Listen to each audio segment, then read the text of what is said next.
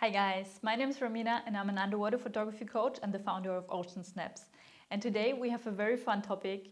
Today we're gonna take care and maintain our underwater photography gear. Because you might love taking pictures underwater, this is also my favorite part.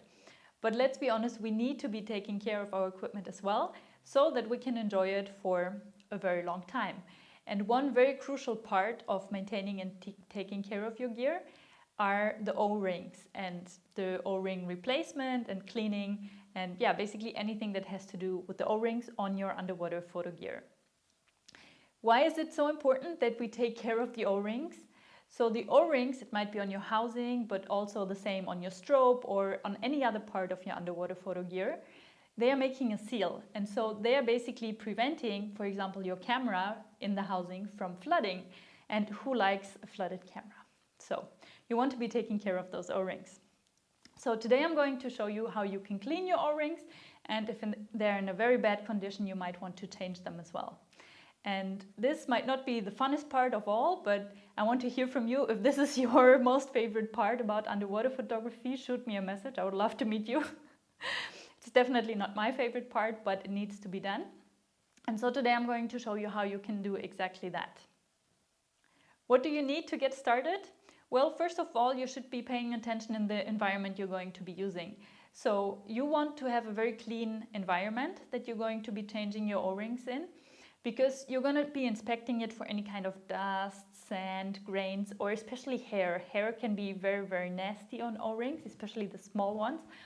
And so you want a clean environment, but also a lot of light. So maybe you should be sitting by a window or use a very bright lamp that you have, so that you can really have a good look at your O-ring and make sure you don't miss any dust or particles or contaminants on the O-ring. And then there's a bunch of tools that you're going to be using. So obviously you want to change the O-ring on something. It could be on your camera housing, but it might as well be the O-ring on your strobe, for example. If the O-rings that you're going to be checking are in a very bad condition, you might want to have some replacement O-rings to make sure you replace it. And then you want an O-ring removal tool, okay? So important here is that it doesn't have any sharp edges, rounded edges, and equally important, pay attention to your fingernails if you're going to be using your fingers, and you will. So make sure there's no sharp edges or cuts, because O-rings can very easily get damaged. If you don't have something fancy like this comes usually with the O-ring replacement kits that you can get, or maybe even it came with your camera housing when you ordered it. But what you can also use is a credit card, okay? And then you would want some O-ring grease, okay?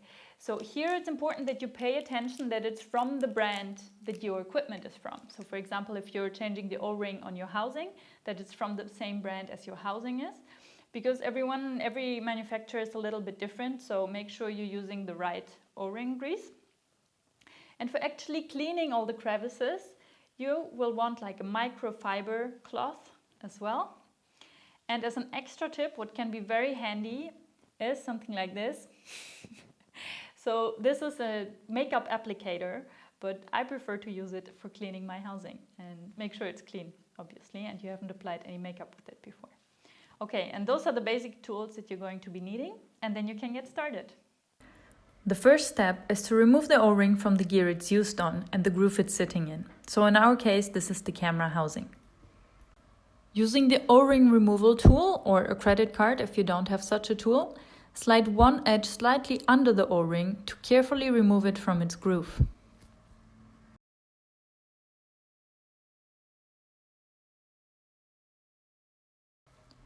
Make sure you're not putting your O-ring down while you're working on it. O-rings tend to have a lot of silicone grease on them, which can cause them to pick up dust, particles, or any contaminants very easily. Instead of lying it down, keep it on your hand or on one of your fingers to keep it lifted while you're preparing other tools. Step number 2 is to inspect and clean the groove where your O-ring sits in. This is where your tools like the microfiber cloth will come in. Use it to get into the groove and remove any particles, hair, old grease, or dust. You want to carefully inspect the groove to make sure there are no contaminants left on it before you replace your O-ring. Also pay special attention to any tighter crevices or hinges on the housing door and so on.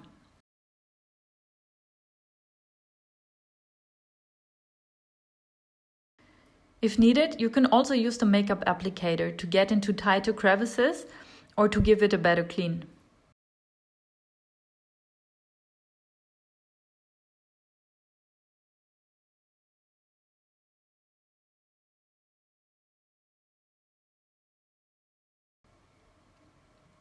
Don't forget to check the opposite ceiling surfaces, for example on the door of your housing as well.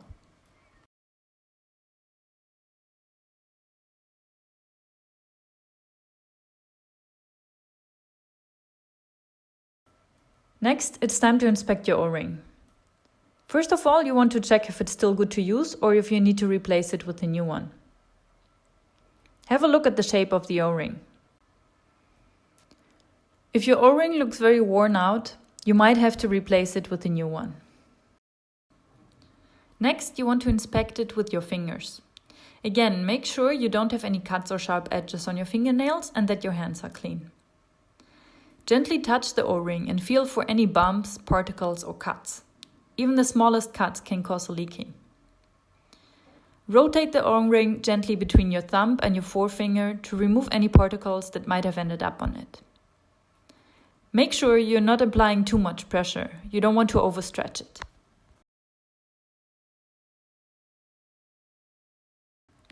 If your O-ring is very dirty, you can use hot soapy water to clean it.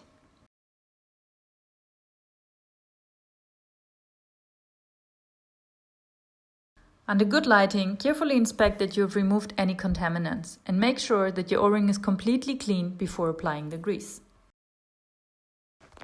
Once your O-ring is completely clean, you will apply a small amount of O-ring grease. It should be about the size of a grain of rice or even smaller. One of the most common mistakes in O-ring care is to use too much lubricant. Again, make sure that the O-ring grease you are using is from the same brand as your equipment, so in this case, the housing of your camera. Squeeze out a small amount of grease onto your finger, not onto the O-ring directly. Distribute the grease evenly on your O-ring. Spread it between your thumb and your forefinger and then gently pull your O-ring between your thumb and forefinger. Again, remember not to use too much pressure. Do several rounds and rotate your finger position slightly to make sure you contact all the sealing surface.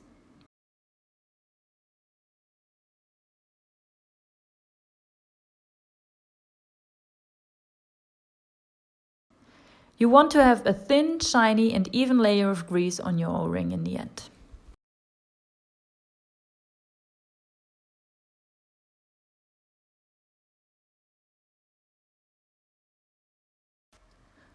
Once you're done, you can replace the O-ring back into the sealing surface of the groove.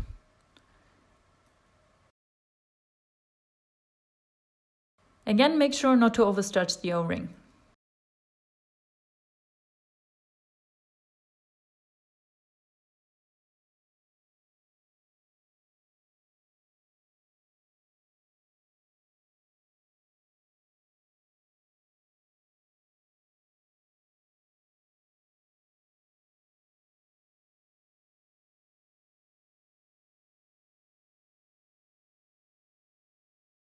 Remember to close your housing and don't leave it lying around open. And that's it. You're all set. Perfect. Now you're all set and you can go diving again. Now the big question is, how often should you clean or replace even your O-rings? And the answer is, it depends. It depends, first of all, how often you're diving and where you're diving. For example, if you're diving in very mucky or silty areas with lots of sand, you should be cleaning it more often because there's more chances of some dust or sand actually coming to the O-ring, okay? But definitely you should be checking your O-ring before every dive, okay? So before you take your camera down or you do the rinse test, make sure you give it a good look and clean. Not clean necessarily, but check if there's any grains or dust that you can see, then you want to remove it. If it looks good, then probably you're good to go. But for sure, before every big dive trip, you should be cleaning or even replacing your O-rings depending on the condition, and after every big dive trip as well. Okay, so like this you're set for the trip and you're also set when you come back home, and yeah, then you should be good to go. So I hope this video was helpful for you. Let me know in the comments if it was, and also let me know if you have other questions for underwater photography, and I'm happy to help.